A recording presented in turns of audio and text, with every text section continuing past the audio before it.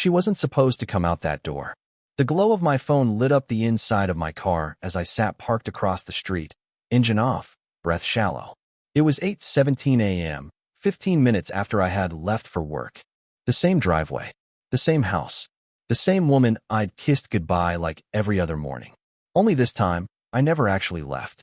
I watched our front door through the windshield, coffee going cold in the cup holder, fingers tapping against the steering wheel as doubt gnawed through me. Maybe I was wrong. Maybe this was all in my head. Then the door opened, and she stepped out, not alone. A man followed her, and the way she looked at him, it wasn't a mistake. It was planned. And in that exact moment, sitting in silence across from my own home, I realized something terrifying. I had been living a lie, and I had no idea how deep it went. If you genuinely enjoy our stories, please subscribe to the channel, tell us where you're from, and what time it is right now. It's always fascinating to know how far our story flows. I didn't move. I didn't blink. I just watched. My wife, Emily, laughed. Not the polite, surface-level laugh she gave me when I told a bad joke. No, this was different. Softer, warmer, real. She reached out and touched his arm, like she belonged there, like I didn't exist. The guy leaned in slightly, said something I couldn't hear, and she bit her lip. That was the moment my chest tightened. That wasn't friendly. That wasn't innocent. That was intimate. I felt my grip tighten on the wheel. Stay calm. Watch. Learn. Don't react. That's when I realized something was wrong long before today. Looking back, the signs were there. The late nights. The sudden work emergencies. The way she'd started taking calls outside. The password on her phone. The distance in her voice. But I ignored it. Because trusting your wife is what you're supposed to do. Right? Wrong. They stood on the driveway for a full 2 minutes. 2 minutes too long. Then she leaned in and kissed him. Not quickly. Not awkwardly. Comfortably. Like it wasn't the first time. My stomach dropped. There it was. Proof. No guessing. No suspicion. Just truth. Cold and undeniable. And somehow, that hurt less than the not knowing. He got into a black SUV parked behind mine. One I hadn't even noticed when I left.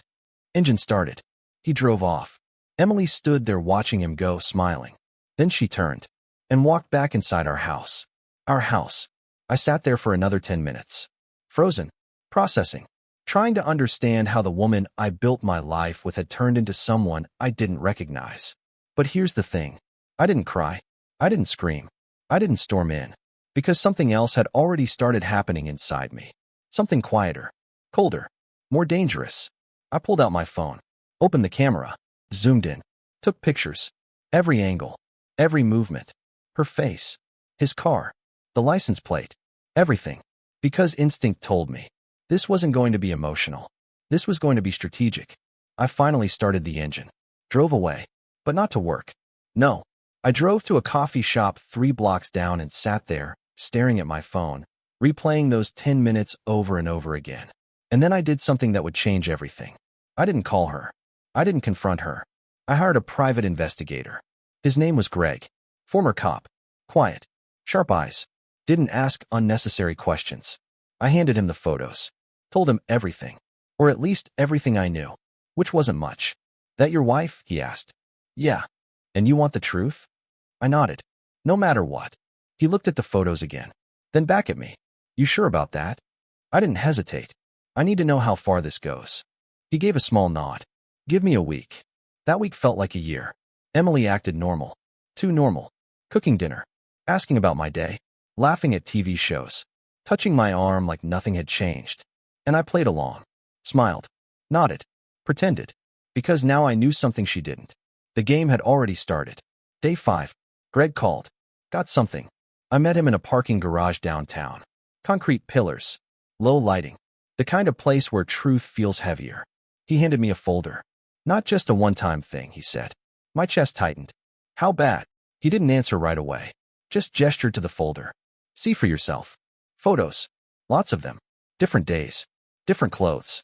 Same man. Same look. Same intimacy. Hotels. Restaurants. Parking lots. Even. My throat tightened. Even inside my own house. I flipped to the last page. A name. Ryan Carter. Her co-worker. Of course. It always is. She's been seeing him for about 4 months, Greg said. Consistently. Same pattern. You leave for work. He He shows up. I swallowed. Why are your suitcases out? The words came out of my mouth before I even stepped fully into the bedroom. The hallway light flickered behind me, casting a long shadow across the hardwood floor. My keys slipped from my hand and clattered near the doorway, but I didn't move to pick them up. I couldn't. Not when I saw her. Lauren stood by the bed, frozen, one hand gripping the zipper of a half-packed suitcase. My suitcase. The one we used for vacations. Her phone screen glowed beside her on the nightstand. A message notification lit up briefly. Let me know when you're on your way. I've got everything ready. She turned toward me slowly, and then she started crying. But here's the thing. Her tears didn't match what I was seeing. Because she wasn't surprised. She was already leaving, and I hadn't even asked the real question yet. If you genuinely enjoy our stories, please subscribe to the channel, tell us where you're from, and what time it is right now. It's always fascinating to know how far our story flows. I wish I could say that moment came out of nowhere, that I walked into a perfectly normal life and got blindsided. But that wouldn't be true. The truth is, something had been off for months. At first, it was small. Lauren started coming home later from work. She worked in marketing for a mid-sized firm in downtown Chicago. Nothing unusual about long hours. Campaign deadlines, client meetings, it all checked out. Except, she stopped telling me about her day. That was the first crack. We used to sit at the kitchen island every night, eating takeout or whatever I cooked, and she'd vent about coworkers, laugh about office drama. Then suddenly, nothing. Just busy, she'd say, barely looking up from her phone. That's when I realized something was wrong. Then came the phone. She used to leave it everywhere. Couch, counter, bathroom sink. Now, it was glued to her hand. Face down. Always face down. One night, I reached for it to check the time. Mine was charging across the room, and she snapped. Don't touch my phone. The way she said it. Sharp. Defensive. Almost angry. I remember just staring at her. Relax, I was just checking the time. I said don't touch it. That was the moment the air changed between us. You don't forget a shift like that. I told myself I was overthinking. That relationships go through phases. That work stress changes people. I wanted to believe that. But belief doesn't erase patterns. And patterns don't lie. 2 weeks later, I found the receipt. It was in her coat pocket. I wasn't snooping. I was honestly just looking for the car keys she said she left there. Instead, I pulled out a folded piece of paper. A valet parking receipt. From a hotel. Not just any hotel. A high-end one downtown. The kind we'd only been to once, for our anniversary. Except, the date on the receipt was from 3 days ago. And she told me she had worked late that night. That's when the unease turned into something heavier. Something colder. I didn't confront her. Not yet. Because I needed more. Not guesses. Proof. The next step came from something I never thought I'd do. I checked our shared phone plan. Call logs. Numbers. There was one that kept showing up. Same number. Multiple times a day. Late at night. Early morning. Sometimes for an hour. Sometimes longer. I copied it down. Sat there for a long time. And then I called it. It rang twice. Then a man picked up. Hello. I didn't speak. Neither did he. But I could hear something in the background. Music. Low. Relaxed. Not an office. Not a work environment. Hello. He repeated, more cautious this time. I hung up. My hand was shaking. Because I already knew. The next day, I took off work early. Didn't tell her. I drove downtown. Parked across from her office building. And waited. 3 hours passed. Nothing. Then I saw her. She walked out laughing. But she wasn't alone. He was taller than me. Confident. Relaxed. His hand rested casually on her lower back like it belonged there. Like she belonged to him. They didn't look around. Didn't hesitate. They walked straight to his car. And she got in like it was the most natural thing in the world. That's when everything inside me went quiet. Not rage. Not heartbreak. Just silence. I followed them. I don't know why. Maybe I needed to see how far it went. Maybe I needed to kill whatever hope I still had. They drove to the same hotel. The one from the receipt. Valet took the car. They walked in together. Close. Comfortable. Familiar. Like this wasn't new. Like this had been happening for a long time.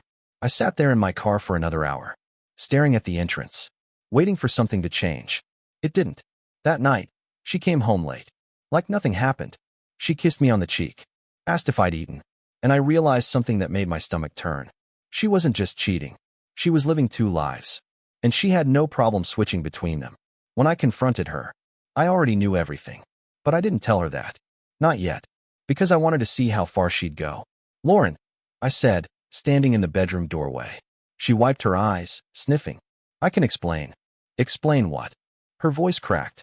This isn't what it looks like. I looked at the suitcase. Half full. Clothes neatly folded. Not rushed. Not chaotic. Planned. Careful. How long? I asked. She hesitated. That hesitation told me everything. It just happened, she whispered. That lie. That weak, overused lie. I almost laughed. Did it just happen 3 days ago at the hotel? I asked. Her head snapped up. That's when the panic hit her. Real panic. What are you talking about? I stepped closer, pulled the receipt from my pocket, dropped it on the bed. Her hands started shaking. That's not. And the calls. I cut in. Her face drained of color. You called him this morning. 42 minutes. Silence. Heavy. Suffocating. Then she broke. Not in the way you'd expect. Not remorse. Not guilt. Fear. Because she knew she was caught. It didn't mean anything, she said quickly. It was just stress. I was overwhelmed. With him? I asked. She didn't answer. Didn't have to. Are you leaving? I asked, nodding at the suitcase. That's when something changed in her expression. Something colder. More honest. I was going to tell you, she said quietly. No, you weren't.